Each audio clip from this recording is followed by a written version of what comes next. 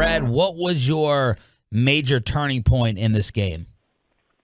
The second interception. I just thought that, because that was the play after Pollard broke his leg. What became really evident, not that we didn't know it, but it became really evident, Sean, to me, was that without Pollard, they didn't have a playmaker besides Lamb. Yeah. And so the second interception was one that I don't know what he thought he saw. And that's the kind of mistake that against that they're really good. They're really, really good. They were better than the Cowboys going in. Doesn't mean you can't beat them.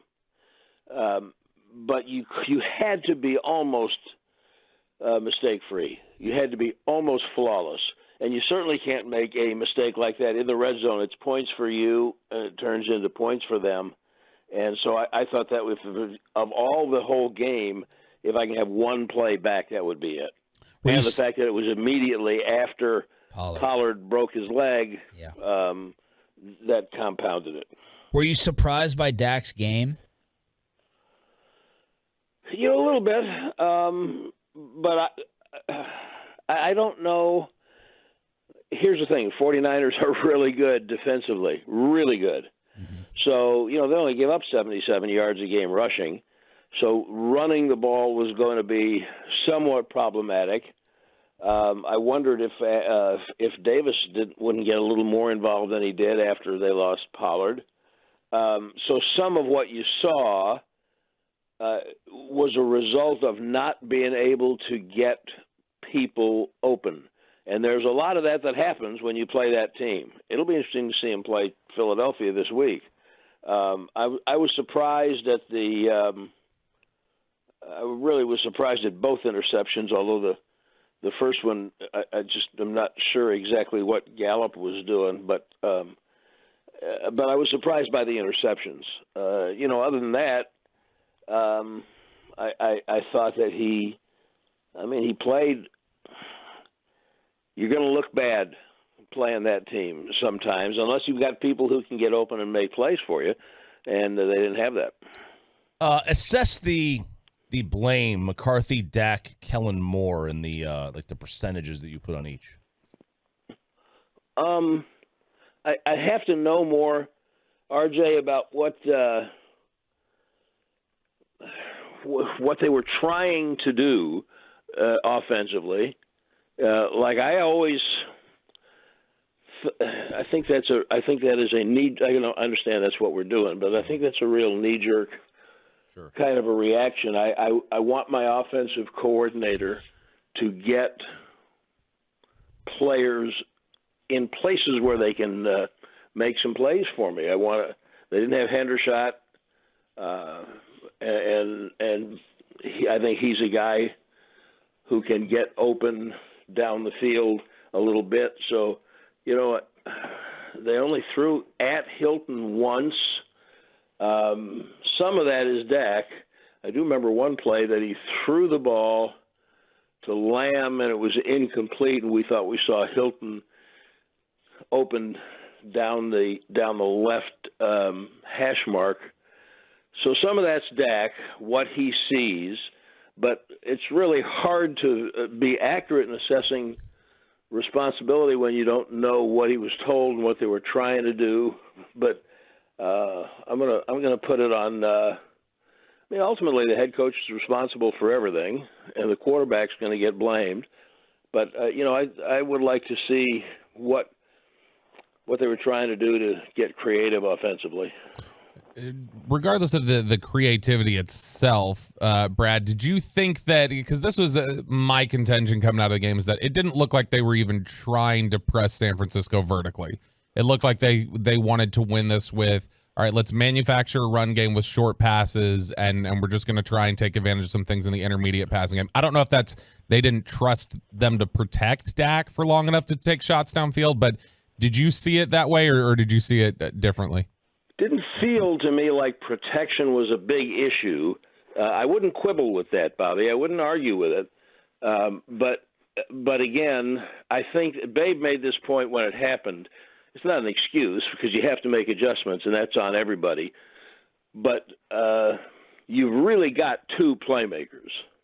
And then when you lost one of them, you not only lost the player and his individual creativity, but you probably lost at least half of what you were going to try to do in your playbook. So now then it's on the coaching staff to talk about a halftime adjustment. That's now on the coaching staff to try to figure out a different way to go. So I wouldn't quibble with that, but you know, we only had a half to see what they were trying to do, and they were right in the game. That stuff can change when you got a wide open game and you got a whole second half. You may get to some different things that it doesn't look like you were trying to do, if that makes any sense. Brad Sham, Diamond Factory Hotline after the loss in San Francisco here on 105.3 The Fan on DFW Sports Station. Was it a good season? Oh, hell yeah. When you look at everything, first of all, the big backdrop for me is tremendous negativity over how they went into even training camp. People were very upset that they didn't replace Cooper, that they didn't, and by the way, not without some justification, that they didn't get Gregory signed. Kind of mad about everything. There was negativity going into camp about Tyler Smith. Now, then you lose Tyron, and then you lose Dak, and you come out of it the way you do, you can't do anything about Philadelphia being that good. That you weren't winning the NFC championship, the East championship, because that's what kind of year the Philadelphia had. So you kind of worked through that, got back to being a playoff team that had a chance to win that game, even though they weren't the best team going in. Yeah, absolutely. I just think you have to, if you don't like the result, and I understand people didn't, but to me, you always have to be realistic and look at the big picture. And the second straight year in the playoffs and the second straight year winning 12 games, that's part of the soup too. So, yeah, absolutely. Was it what they wanted? No. In the finish, was it, did it come out with the result that even they expected? Absolutely not. But was it a good year on balance? Yeah, absolutely. Brad, do you think these were the final games for Ezekiel Elliott and Tyron Smith with the Cowboys? They're separate cases to me, Bobby. I don't necessarily think so. A lot of it is what you can do with the money. Tyron proved, I think, that he can still play. And so depends on what he wants and what the money looks like. You could, at worst, theoretically, he could be your backup tackle on both sides next year if he was willing to do that. Or, to me, he proved he can still play. I wouldn't have a problem going into the year planning on Tyron being the left tackle and Tyler being the left guard again, like was their plan this year. I wouldn't have a problem with that. That's kind of up to Tyron and up to them on what they can spend. Zeke's a different story. It's painful. I'm just a big fan of his approach, how hard he plays, how he leads, how he's grown up. But it's obvious that he's just not the player that he was, and it's going to be hard to figure out how they're going to make the money work and what role he would have. Even if he would play for whatever you wanted him to play for, what would his role be? Because I think we've seen over almost half of the season that he clearly doesn't have the explosion that he did before, and it's hard to figure out what his role would be. I wouldn't say absolutely he's done until I knew a little bit more about that. There's a place for him, but it's harder to find what his role to productivity would be. I want to bring this up. One more note about the game, because Peyton said you had a similar reaction to us. What were you and Babe saying about the Turpin kick return? Can't figure out why in the world he didn't score. It looked like he got up to that last level, and it's like he turned around and backed into the kicker, like he was trying to spin out or find a different lane, and that would have been a big play psychologically, because it is a way to score. And I was really surprised that he didn't score. It looked like he had it. For the second straight year, we're talking about end-of-game operation. What did you think of that series of plays yesterday, from Dak taking on the D lineman to the back-to-back Schultz plays to Zeke playing center? What did you think? Well, I don't know what that was. The last play, that was something I can't even begin to talk to you about that. Never seen anything like that. I mean, I'm glad I lived long enough to see that, but I don't expect that there's. We could ask, and they could, if they were completely honest, say, "Look, this is what we were trying," and you could look at it and say, "Oh yeah, okay." That was just a last gasp. I'd like to have seen. It wasn't going to make a difference, I don't think, ultimately, but I'd like to have seen Schultz get his foot down, drag his feet there. But I just wish they had used the tight ends more consistently throughout the year. I thought they had 3 tight ends, including Hendershot, even McEwen a little bit, but I thought they had 3 tight ends available to them most of the time. Who could be bigger weapons than they were. I don't think any of them's Kittle, but I thought that they had tight ends who could be more weapons. It didn't seem to be what they wanted to do, how their offense was constructed. So I'd have liked to have seen a little bit more out of that. I mean, you have to understand some of it in terms of criticizing the late game operation. You have to define late game, and you have to just understand what the whole game felt like. 7-point lead never looked so big, but there were things. I think there were things they could have done from the middle of the fourth quarter to help him out a little bit more than they did, I think. Any more player shows? We've got a final show tonight, but I don't believe it'll be a player show. I think it's supposed to be Will McClay tonight. Oh, okay. Put a little bow on it and see if he'll tell us what some of their plans are. Yeah. And what they think they need. Thank you for joining us all year long. I'm not going to make it some grand goodbye, because we're going to keep bugging you consistently. You know where I am. Thank you, brother. Okay, fellas, have a great day. Mickey said the Cowboys as an organization will attempt to do their exit interviews, not make any decisions with emotion. That's probably smart if you run a football team. However, we can do whatever the hell we want. So if you want to text in, 877-881-1053. See you later. Who is the one person with the Cowboys you're done with? You're like, I'm out. From the 817, Prescott. From the 682, Diggs. From the 806, I think we all know where this segment is headed. Dak, if you're listening, turn off the radio. For the 817, it's Zeke. From the 901, Dak. Mike, I'm going to start with you. You have the ability to just be done with one person on the Cowboys. The Whopper commercial. Yes! I would lean towards Dak, because that's the person who can make the biggest change, right? I personally don't think, and I understand if you do think he can do this, I don't think he can have 3 good games against 3 playoff teams in a row.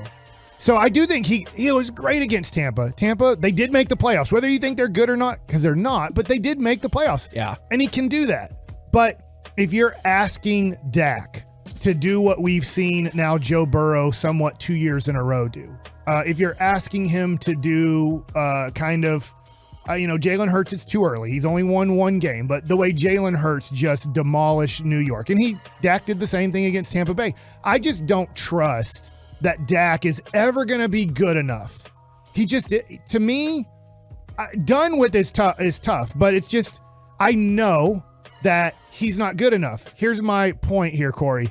I think if he was drafted by the LA Rams, that Sean McVay would have done the same thing to Dak as he did with Jared Goff. I can see that. Jared Goff pushed him to the playoffs every year. Jared Goff wasn't not making the playoffs. Yeah. He was making the playoffs, and he said, it's just not good enough. Jimmy Garoppolo made the Super Bowl in 2019. They traded for him, made the Super Bowl. And after 2 to 3 years, I can't remember his third year, Mike Shanahan said, this is not good enough. I'm trading up, and I know Trey Lance hasn't worked out, but he just said, this isn't good enough. Andy Reid said, Alex Smith is not good enough. Those 3 teams are alive in the playoffs. I guess LA not. They won the Super Bowl last year. But to my point is, if this was more of a cutthroat organization and just said, you know what, making the playoffs is nice. It's good, but we want better, and we're going to take a big risk here. We're going to avoid like the 10-win season to maybe go to all or nothing. And I don't think Jerry Jones will never do that. Okay, I think you're right about that. And then, Corey, I want to see if you bring up the answer that is clearly at least in second place right now. I didn't ask for this audio because I didn't think about this ahead of time, but it was a couple weeks ago when we interviewed Jerry. It was going into the Tampa game. It was the Friday going into the Tampa game. Is Jerry was like, well, you know, let's not skip over and ignore how great our regular season success has been for the last couple of years, which he's right, but I know that's not what a lot of Cowboys fans want to hear because it feels like your participation ribbon. And that's why I think you're spot on, Mike. But that's why I think that the Cowboys don't have the stomach for any of that.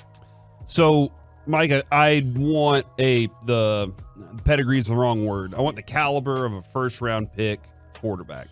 That's a guy that's seen everything. He knows how to win, all those great things that come along with it. Jake Locker. A first-round pick that I would take in the draft. I think I was very open about neither one of those being sufficient. But Baker Mayfield? Nope, I didn't like him either. Right. I get it. Like a lot Darnold. of times you draft a garbage quarterback in the first round. Oh, okay. Trevor Lawrence, how about that? I want a caliber of that. He seems good. That works? Patrick Mahomes. However, the reality is that can't happen. Yep. So I'm going to say, what has Kellen Moore shown that he can develop another quarterback other than Dak to beyond what Dak is? He hasn't. I mean, like it's Cooper Rush is never going to be that. So if you're like, oh, but Cooper Rush was 4-1. Yeah, they had a really good defense and they trick-effed them. Isn't that what they say, Mike? Like they were able to squeak out some wins there. Yeah, but I do give Kellen more credit for going 4-1 in that situation. I agree. And to the point of in 2019 as offensive coordinator, they were 6th in points, 1st in yards. 2017 and 14, but that's different because that's the Dak injury year. They were 1-1 last year, 4-11, 4th in points, 11th in yards this year. They're really, really good. I do have questions about him understanding the nuances, some other nuances of development that he just doesn't know. He's had one quarterback his entire time. Yeah. And they've gotten to as far as they can get. That's as far as they are going to get with this current thing is what they did in this game. So I am saying move on from Kellen Moore. I hope they can find another brilliant mind that can do all these things. But again, this is a guy who, when the big things, the big plays, the big games come up, let's run the Jason Garrett curl routes as our main option against this defense. There's got to be something else out there. Do I trust Steven and Jerry to find the right one? I don't know. So you do have a lot of support, at least on Twitch, with Kellen Moore. I disagree with that. I think a lot of I think I'm in the minority that I think Kellen Moore is good. He's not great, but what was he supposed to do when T.Y. Hilton was wide open for a touchdown? He can't throw the football. No, I understand that part of it too, but you're not doing anything with the quarterback. Yeah. So I need to find somebody that can get through to the quarterback. Here's what you need to learn, because I still think there are things unlearned by Dak. I'm with you. I just think that most coaches that have a Dak Prescott say he's not good enough. And I think that we're limited. I think any coach, whether it's Sean Payton, whether it's Sean McVay, whether it's Mike Shanahan, they would realize after working with Dak Prescott, I'm limited on what I can do with this guy. And to get this job, every single one of them are saying, I can coach that guy. You know, to get a job, they're all going to say they can. So I agree with you, Mike, because your dad, hey, that guy is going to be a star. That kid can't play. Y'all have seen it. Y'all have seen the pros enough. I think that they're going to look at him and go, There might be one coach or a few of them out there that are like, he needs this. And then they might get frustrated when they get in the room and they're like, oh, he can't do it. But they're like, oh, he needs to be able to see it this way. Maybe they can teach him. And to Corey's point, obviously, Sean McVay's better. Obviously, Mike Shanahan's better. I would say Philadelphia is proving that they have better offensive coaches, right? So to Corey's point, there are teams that you can look at and say, boy, they seem to be getting more out of their situation than possibly what the Cowboys are getting out of theirs. So I don't want to completely say he's a great coordinator. I just think he is limited by what his quarterback can and can't do. So you brought up the Twitch. The fan text mirrors that. Dak is number 1. Kellen Moore is a strong number 2 on here from the 4-6. Well, that's gonna damn it. From the 469. You don't got to write that down, Reggie. From the 469. But I choose to. Yeah, Kellen Moore needs to hit the road. From the 510. Fire Kellen. From the 940, please get rid of the overrated Jason Garrett clone, stupid Kellen Moore. And from the 321 Kellen, I'm going to go in a different direction. I'm going to go with the easiest to achieve because not only does it make sense, it makes dollars. I appreciate what you've done here. Bars. It's time to move away from Zeke. We're done. All right? We are done. Because the thing that is agitating, and it's not Zeke's fault. This part's not Zeke's fault. Him being on the team sometimes I think makes the Cowboys lazy. And it might just be the way they talk about Zeke that has me feeling like he makes them lazy, is because they're like, oh, we got Zeke. Zeke's the best. Sure. Let's take a look. This past year, 10th most carries in the league, yet had the 22nd most yards, and yet had the 42nd best yards per carry average. Like, you know what it is. If I need a run in from the goal line for 1 yard, Zeke's our guy. Awesome. Next year, he counts $17 million against the salary cap. And here is where it finally makes sense. It's taken a while to get to this point after that absurd extension they gave him when he still had 2 years left on his deal as a running back. Your dead cap for next year, if you were to move on from him, $11.8 million. What do the Cowboys love to do? They love to make that post June 1st, and they love to split that in half. That's $5.9 million. He counts 16.7 against the cap. You cut Zeke, and they split the cap the way they love to do, you will save $10.8 million. The difference in the past was, like just this last year, if you would have got rid of Zeke in the same manner, you would have saved $3 million. Is Zeke worth $3 million? Sure, probably. Is Zeke worth $10.8 million? No. And so that's the one for me that I think is the simplest and the most likely. I'm not disputing y'all's choices whatsoever. I totally get them. For me, I think the Zeke time is over unless there was a this time DeMarcus Lawrence-esque team-friendly restructuring of the deal. Can I ask you, 100% with him. And I didn't give you a solution to offensive coordinator. Sure. Can you give me a solution at running back? Yeah. Yes. It's heartless, it's cold, it's ruthless.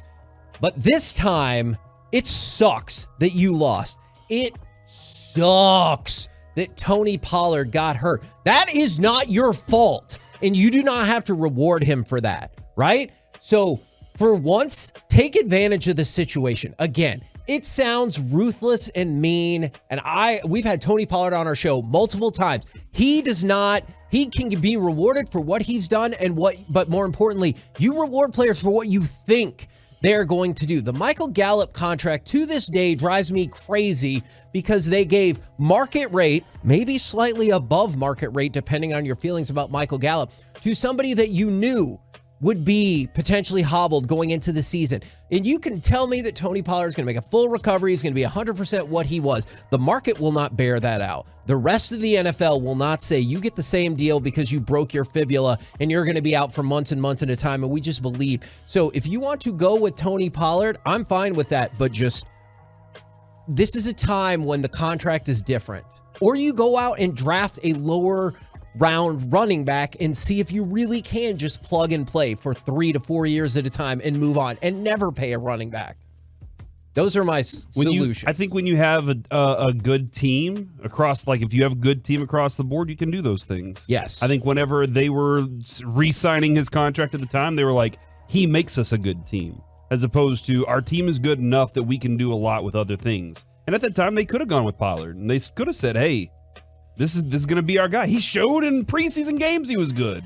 And then they were like, nah, let's go ahead and ink the deal because this could be the Super Bowl. My biggest fear is that Tony Pollard gets the, let's just say, 5 for $65 extension with whatever the guaranteed money is, $35 million. Let's just something like that. And it's because he's going to be the same back.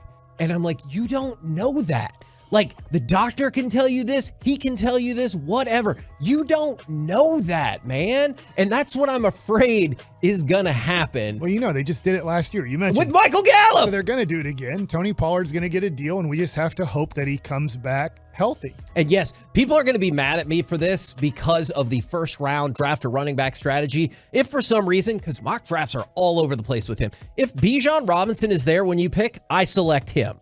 That is who I want on this team. He won't be there. Let's trade up. No. Okay. We'll figure that out later. I think we have a candidate now for the one that might be most famous for how this game is remembered. Maybe it's the Dak interception right before halftime that was a big swing. But 361 texting just saw a video that showed where Kittle made the bobble catch. He was lined up on the line and was covered. He should have been just blocking and ineligible to touch the ball. Is that correct, Brian? It's funny because I thought the same thing, and then I talked to somebody at the Cowboys who went back and watched the film and said, yeah, initially we thought that, and then they said no, that it was not. They said it was real close. When you watch the end zone, and I went back, I didn't notice it until later on, and all I had was the sideline copy, and you can't tell by alignment of the sideline. But if you look at the end zone, you could tell it a little bit more. So he was clean. They felt like initially they felt like it was off, and then or not right, and then when you go back and look at it from the end zone, they says, yeah, it looks fine. Well, they drive down the field. They get the touchdown. The Cowboys had 3 penalties on that drive. I think I'll also remember that. Like, you fix the penalty problem, but then the thing that got you last year pops up, and it really enabled the 49ers to score their only touchdown of the game. And after they scored that, I remember distinctly thinking, well, if that's what it takes for the Niners to score a touchdown, they ain't getting back in the end zone. the George Kittle play and 3 penalties. And I felt like, man, if the Cowboys could score twice here, I thought they would be able to win the game. And I did believe, I surprised myself about halfway through the first quarter. I was like, holy hell, I think they're going to win. And I thought they were going to win for most of the second quarter right there until the Dak interception. And that is when I changed my mind. So that pick, I think, will be infamous. How the last 3 plays on offense basically went where you couldn't do anything and had to punt. You got the ball with 3 minutes to go. And that might be the most damning thing about this offense and this quarterback right now. But at 877-881-1053, we are looking for the moments of the game that will be burned into your memory. And if you could go ahead and leave your name and city you're texting from, we'll make you famous right here in the GBag Nation. Chiafalo, what's the play for you? Oh, man, there's so many from this game. I mean, the back-to-back plays of Pollard gets injured and then you throw the interception just felt like, holy smokes, man. Just when we thought we were about to grab this game by the throat, you end up having the collapse of all collapses there. That was a disaster. Of course, the final play of the game is football comedy like you've never seen before. It's a dark comedy for us as Cowboys fans, but my gosh, you couldn't have put the greatest SNL writers of all time in a room and come up with a more comical ending, especially when you include Dalton Schultz and the brain farts. Like, my gosh, bro, you don't get out of bounds properly, and then you don't catch the football. Absolutely insane. But the where the game changed for me, you get the red zone opportunity. You finally get the moment where they bleep themselves on the muff punt. Or on the fumble on the punt. Kelvin Joseph makes the play. You're in the red zone. You don't take a single shot into the end zone. You settle for 3.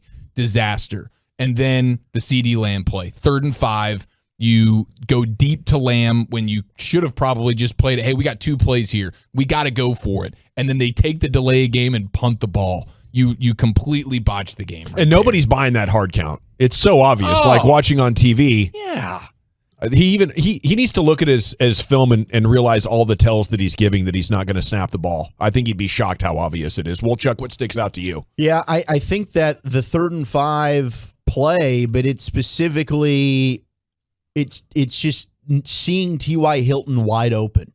Like I tweeted about it at the time, and it's an incredible play by Fred Warner to get back and run to the opposite hash to cover CeeDee Lamb. And I get why Dak wants to throw to CD.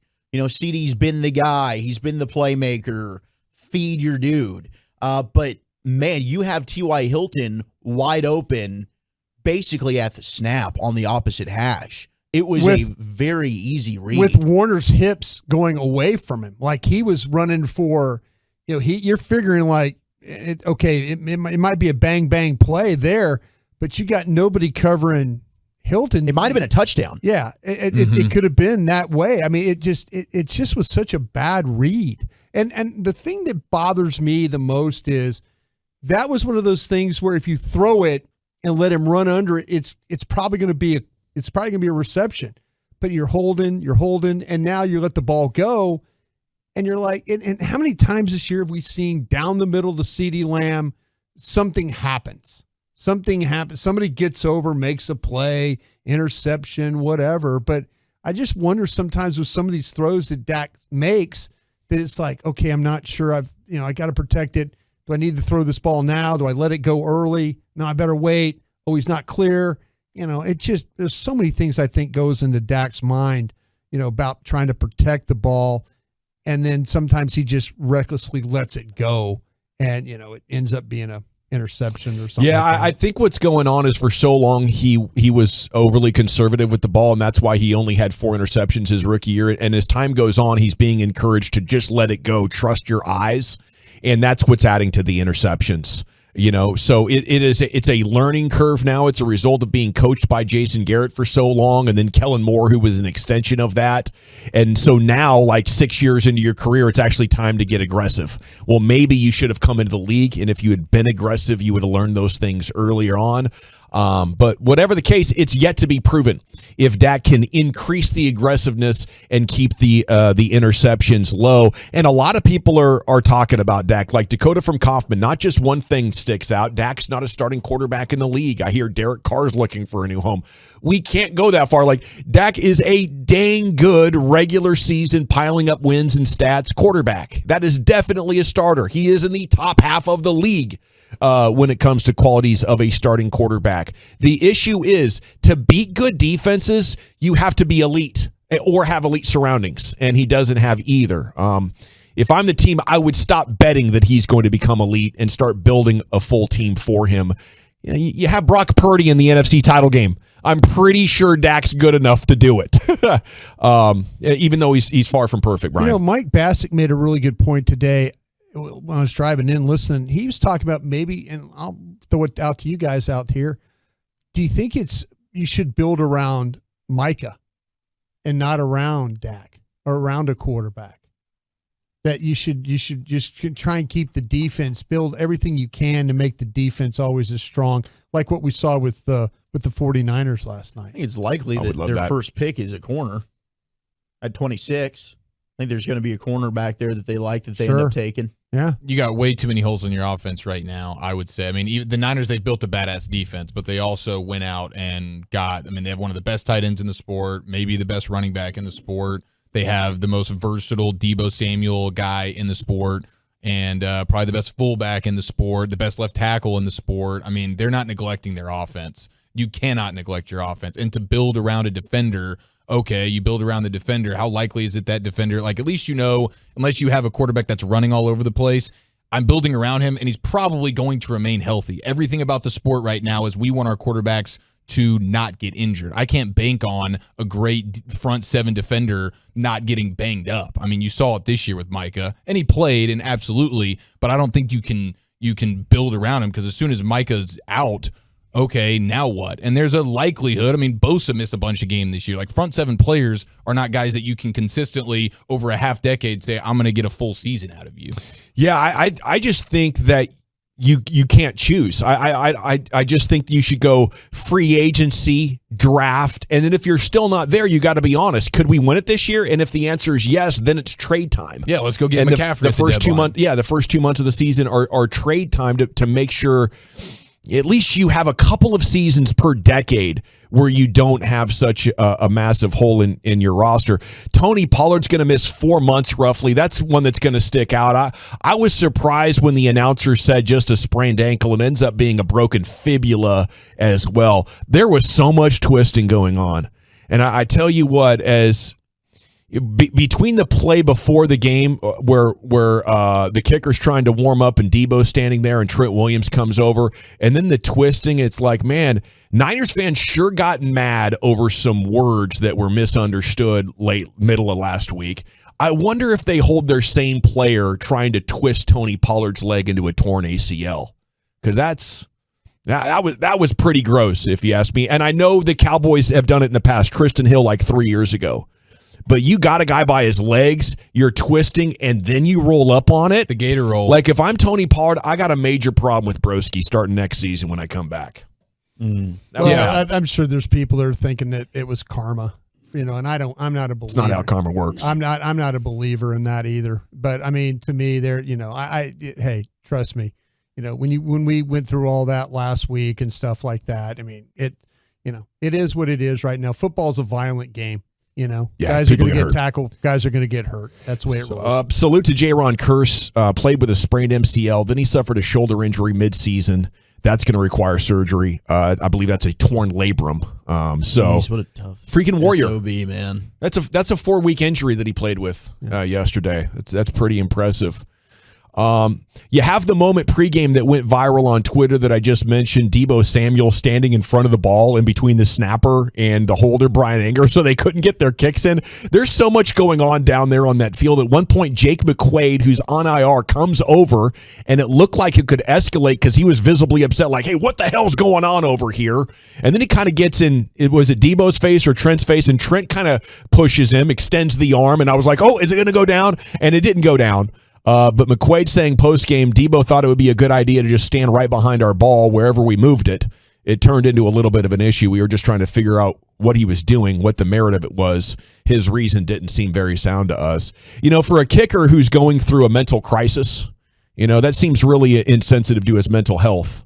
And I believe that's bullying as well. I think you're bullying the special teams group, aren't you? That's exactly what that was. Oh, 100%. Yeah, that's the guy that gets picked on anyways. I mean, they were probably just messing with Robbie Gold in their own locker room. And they're like, well, let's get on the field and get their guy. Don't they have a kicker too? Yeah, let's go get their guy. I mean, that's just kind of the way of the world. Suit with him, and they're throwing him up, seeing if he sticks. The other thing that bugged me was Kyle Shanahan doing everything possible to botch the end of half after Dak throws the pick. Yeah. And then they just let time go. They just urinate 40 seconds for no reason. Purdy almost let the clock run out. I was like, please, God, yes. And it's all because they allowed Jawan Jennings to go like 20 yards or something. Like, Shanahan did everything in his power to go in that thing. Dak was like, I don't want to score points. And Shanahan was like, I don't either. And Jawan Jennings was like, well, too bad. We're getting it. Hold my beer kind of a thing. Yeah.